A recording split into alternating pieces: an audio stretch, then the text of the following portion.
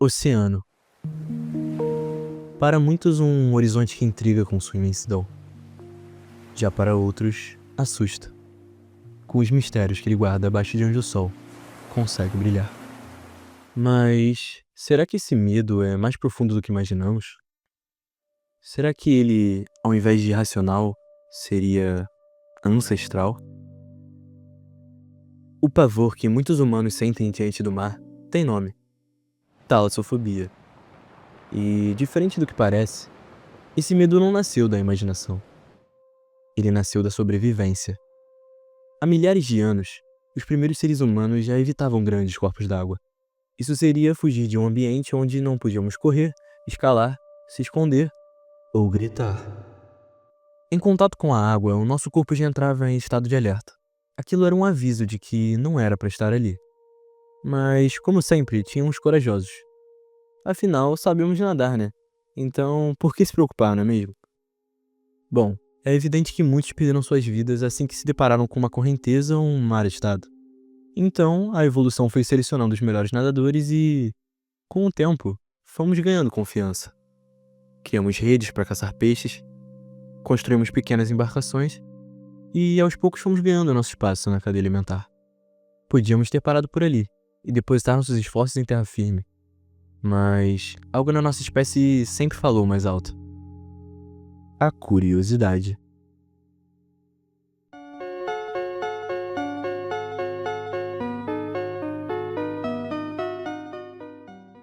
Quando os antigos embarcaram rumo ao desconhecido, alguns pensavam em encontrar novas terras, quem sabe deuses ou, sei lá, algo que nunca tivessem visto.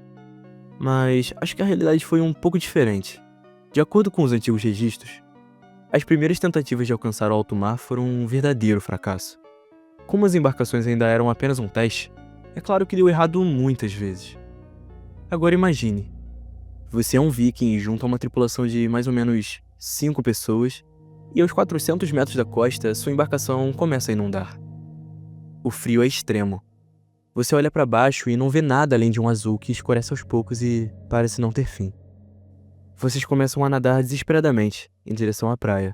Por incrível que pareça, nenhum homem tinha chegado tão longe. Logo, vocês não sabiam o que podia ter debaixo dos seus pés. O tempo vai passando e, de repente, um de vocês grita.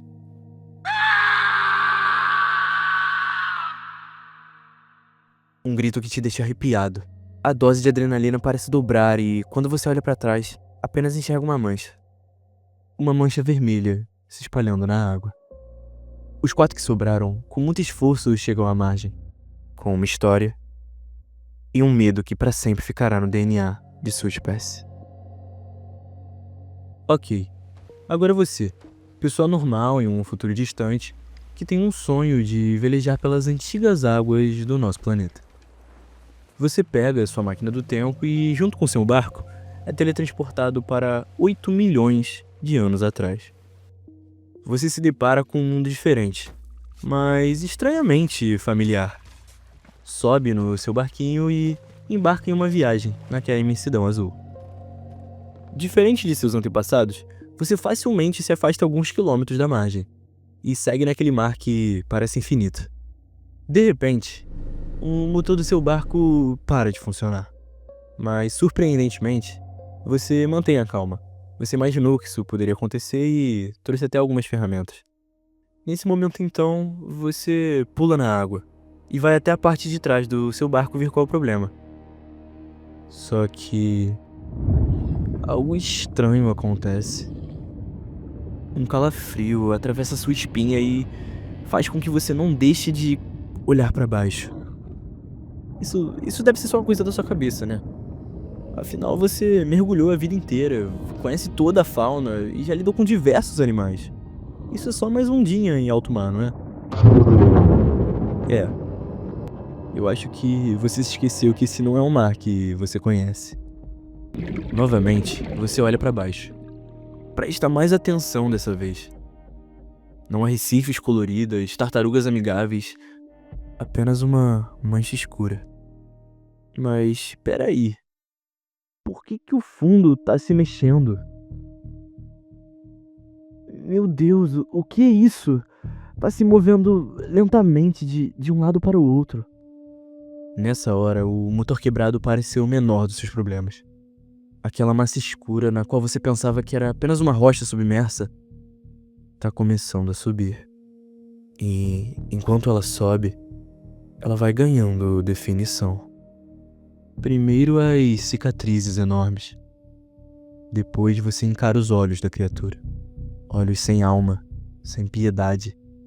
Ela te olha como um computador que processa uma caloria. Você gela. Desesperadamente tenta subir no barco, mas o pânico faz suas mãos escorregarem no casco. Você olha pra baixo de novo e você vê. Ali está o Megalodon. Aquela é uma aberração biológica programada para matar. Um macho adulto, colossal de 20 metros de comprimento e 50 toneladas. Ele está a 5 metros de você, subindo que nem um míssil na sua direção. E aí, você é lançado uns 4 metros de altura e cai em cima da sua embarcação, que quase se partiu com o impacto. A pancada foi igual ser atingido por um ônibus em alta velocidade. Mas fica tranquilo, isso foi só um teste. Os tubarões têm o hábito de encostar ou dar uma mordida exploratória em suas presas, antes de realmente atacar. E agora sim, é onde o terror começa. Desnorteado, você se levanta. Você ainda nem entendeu o que aconteceu, mas tem que vazar dali, o mais rápido possível. O motor voltou a funcionar. Mas depois da colisão, o casco do seu navio furou e tá entrando muita água. Aos poucos, o barco vai ficando pesado e começa a ficar cada vez mais lento. Nessa hora, um silêncio ensurdecedor toma conta do ambiente. Você deixa de escutar o som da água e começa a ouvir seu próprio batimento cardíaco.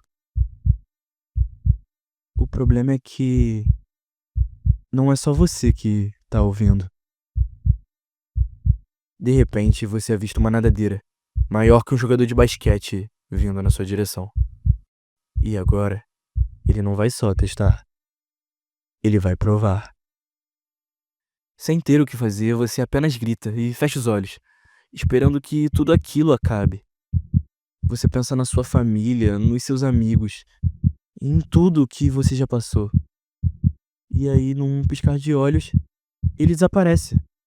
Sumiu. Ele deve ter desistido de você. Eu não queria ser chato, mas a diferença do Megalodon pros tubarões atuais é que ele ataca por baixo.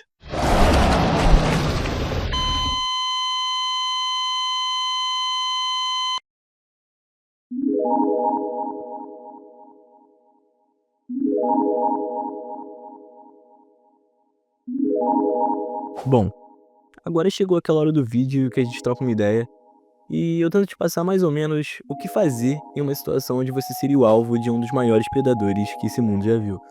E bem, já te adianto que dessa vez vai ser difícil te ajudar. Em primeiro lugar, se você trombasse com um cara desses, faminto, em alto mar, com uma embarcação não operante, a chance de você sobreviver seria praticamente zero. Visto que, nesse cenário, você estaria completamente indefeso num ambiente que não é o seu, preso em um barco que não se mexe, diante de uma besta que pesa mais que um guindaste querendo te comer. Mas vamos supor que você tenha um pouco mais de sorte e apenas tenha caído do seu barco, que está funcionando. Bom, nessa hora você precisaria manter a calma, pois você não teria muito tempo para reagir. Você basicamente poderia escolher entre duas opções. A primeira e mais arriscada seria ficar parado e não demonstrar medo ou intenção de fugir. Os tubarões têm respeito não pelo tamanho, mas por como você se porta diante deles.